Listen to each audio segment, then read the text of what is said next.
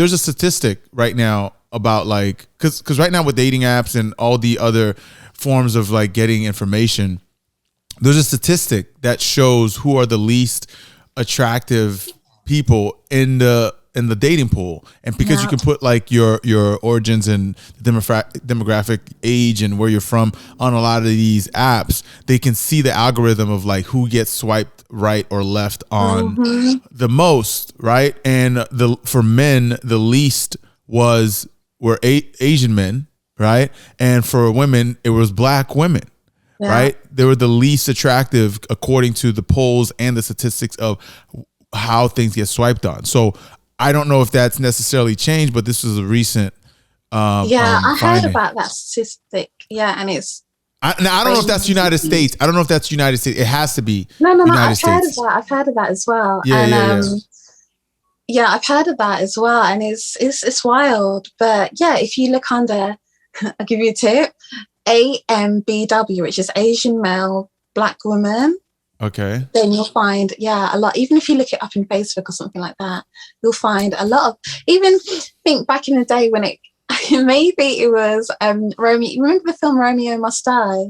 Yeah. It was absolutely stunning, Aaliyah. And Jet Li, and maybe it might have sparked up a little something in some people. Oh my God! Nobody's thinking about that movie. Okay, that movie was I barely remember that movie. Okay, but it was a good movie though. I'm not gonna lie, it was a good movie, but it's definitely a cultural. They kissed in the end, but the what is it?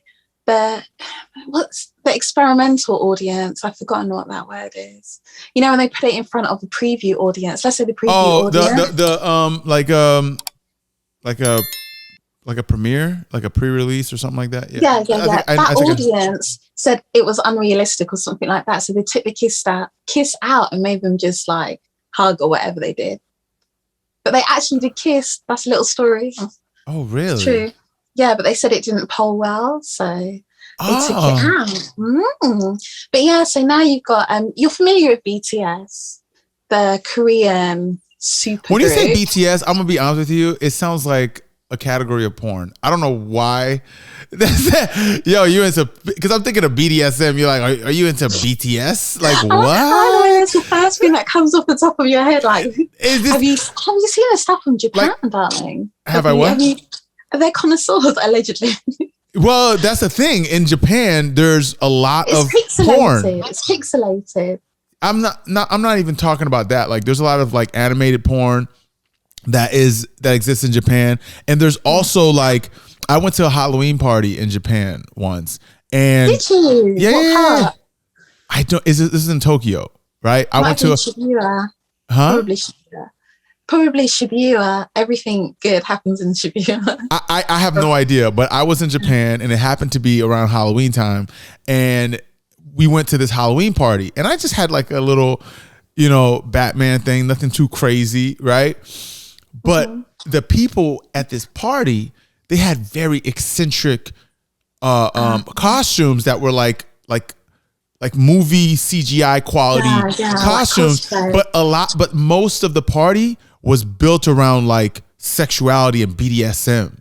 It was crazy. I was not prepared, and there was a lot of people like with straps and like guys walking around. They've got there's this pasties on women and things like that. It was wild, and I'm like, this is Japan. And when you walk out of the party, everybody's so conservative and like shy, but you go into this party, it's just like, you guys are some freaks.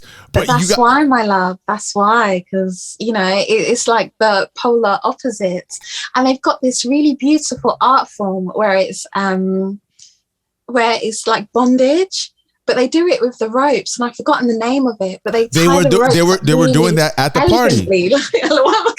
Yeah, they were doing that at the party. I have footage of where they were tying up these like, this woman was tying up this other woman, and like the rope was like very particularly done, and she was tied up kind of like super submissive, and then the other woman was kind of like feeding her something, and then feeding some people into the crowd, obviously before COVID, you know what I mean? Yeah. And things like that was going on, and I was just like confused, because this was towards the tail end of the trip. So throughout the entire experience being in Japan, I was seeing like all these cultural things, all these traditional things, these kimonos, going to these temples, and then everyone's respectful and very quiet and shy. And then I go to this party, I'm like, who are y'all? Like, I'm so confused. So I don't know if this is what the BTS is, or like, I don't know if I Google it, I'm gonna have to clear my cookies on my laptop. I have no idea what you're asking me to do right now. No, BTS is a Korean super group. Think of the Beatles. Okay. Yeah, like, because people get that wound up and that hysterical about BTS. Okay. Shout out to ARMY. When you get into BTS, you'll understand who ARMY are. And you must never upset ARMY. So I'm never going to upset ARMY. I love you, ARMY. And ARMY is their fan club, but their fan club is really hardcore. They go hard for BTS.